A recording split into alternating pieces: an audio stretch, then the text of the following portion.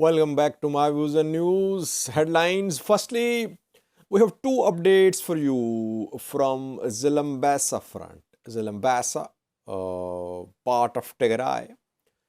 It was part of Tigray when the war broke out in November 2020. And lately it has been under Eritrean army's control. While now we are hearing that Eritrean army is withdrawing largely from Tigray's main cities, opposite seems to be happening on Zalambessa front.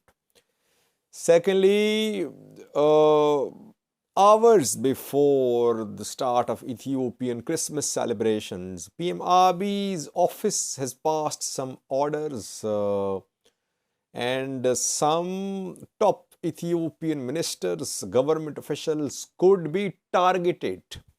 Details for you. And thirdly, viewers, the Somaliland, Lasanood, the Sool region, where last night there were heavy clashes between Somaliland security forces and locals who are armed now.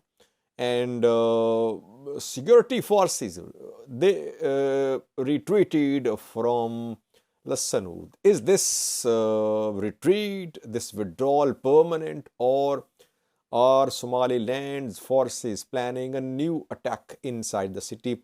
One civilian was executed inside the city last night. Details for you. And people say, Sajid, you are fueling conflict in Somaliland. That is what I hear whenever I start reporting about a conflict. Throughout the last 2 years, some people have been accusing me of fueling conflict in Ethiopia, in Tigray, in Amhara, in Oromia. But what I'm doing is that I am just covering what is happening on the ground. Same is happening in Somaliland, that I am covering the developments. People say you are fueling conflict there. Details for you about what happened last night. First, viewers, yesterday I did some videos about the status of the presence of Eritrean military in Tigray. I reported that though Eritrean military was not in main cities of Tigray, but still EDF soldiers were there, especially along Shiraro to Shire Adidaro to Shire Adidaro to Shiraro line. They were seen there. They are in the outskirts of main cities mostly, though some pictures have been shared showing some Eritrean soldiers in Shire and other parts of Tigray. The remains that they are still there. Now, while they are withdrawing largely from main cities, on one front, Eritrean army is making defensive preparations on Tigray soil. The area which was part of Tigray or which was under Tigray control before the start of this conflict in November 2020. Zalambessa. What we have learned is that on this front, no signs of withdrawal of Eritrean military. They did withdraw from some areas between Zalambessa and Adigrat because their start of their withdrawal was from this front, Adigrat to Zalambessa front. But Zalambessa is under Eritrean military's control. They are digging trenches there. They are making defensive preparations. And another source today claimed that Eritrean government was issuing ID cards to people in Zalambessa. We tried to get pictures of the ID card. We could not. So it's difficult to confirm so far. But some sources are claiming that Eritrean government is issuing ID cards to people in Zalambessa. No withdrawal from this front. Rather, more Eritrean military units are being seen making preparations close, defensive preparations close to Zalambessa. Was Zalambessa contested between Tigray and Eritrea like Badme?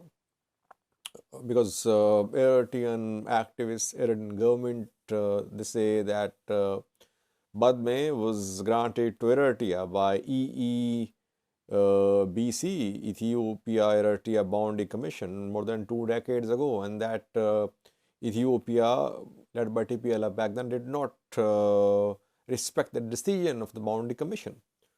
Was there any mention of Zalambessa too in that ruling of the Boundary Commission? Was it just about Badme? What I have learned is that the Commission's ruling was about Badme. But Zalambessa is under ADF control. It seems that ADF could use Zalambessa as a buffer zone, or will try to keep it part of Eritrea.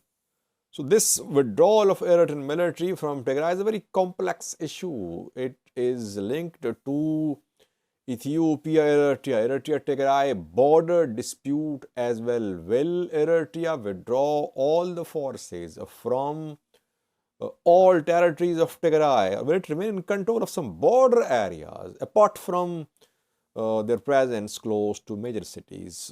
So it's still an unresolved issue. We'll try to keep you updated. So far, no signs of withdrawal of Eritrean military from Zalambessa reportedly. Secondly, viewers, hours before the start of Christmas celebrations in Ethiopia, Ethiopian Christmas celebrations are this week, at the end of this week. PM Abiy's office has passed some orders that Ethiopian government officials and ministers are going to be monitored. Their houses, their offices could be randomly checked. Surprise house searches, office searches are expected to be conducted. Some already underway reportedly. What is the reason behind these new decisions? It's not clear. It seems that federal government led by PM Abiy wants to show its performance against corruption. Though we know that a few days ago, Ethiopia formed anti-corruption committee at national level. Tamaskan Terone was made in charge of the committee. Justice Minister Gideon Timotheus was part of the committee too. Committee started working, then PM Abiy conceded while addressing a gathering in Volaita that it was difficult to continue crack down on corrupt people, and he asked corrupt people to invest money. It means that he, in a way, conceded defeat in the fight against corruption. But now these new orders have been passed because pressure was being seen upon the government after that. The government was supposed to eradicate corruption. It was making compromise. Maybe that is why we have seen these new orders. And in coming hours or days, we could see some scapegoats to prove that government is very committed to fight corruption. We could see some Ethiopian government officials or politicians, part of the government, being arrested or being charged with corruption. It could happen in coming days, reportedly. Thirdly, viewers, Somaliland, where uprising which started in Lasanood around 10 days ago is spreading. Lasanood in Sul region has been disputed between Puntland and Somaliland. Somaliland security forces have been trying to control the law and order situation. People protesting, they were unarmed, but now they have taken up arms, and now we're seeing clashes, armed clashes between locals, armed locals, and Somaliland's regional forces. More than 20 have been killed so far in these clashes. One was executed last night at a town square by Somaliland's forces. He was executed by Somaliland's forces at a town square. His name is Muhammad Ali, publicly executed. There was intense fighting last night in the city, and after the Somaliland's forces withdrew from Lasanood, reportedly. So right now, regarding this video, there is no presence of Somaliland's forces in Lasanood. Are they regrouping for a new attack, or have they decided to withdraw? That's not clear. But reportedly, they withdrew from Lasanood last night. No electricity in Lasanood, no water there, no telecom services. People are suffering. Thousands displaced, hundreds arrested, dozens injured, and more than 20 killed in this crisis so far. People taking up arms. This uprising is spreading. Of course, Puntland will back this uprising, Mogadishu as well. Somaliland accuses Ethiopia and Kenya, they're individuals, not governments, that they are backing this unrest too.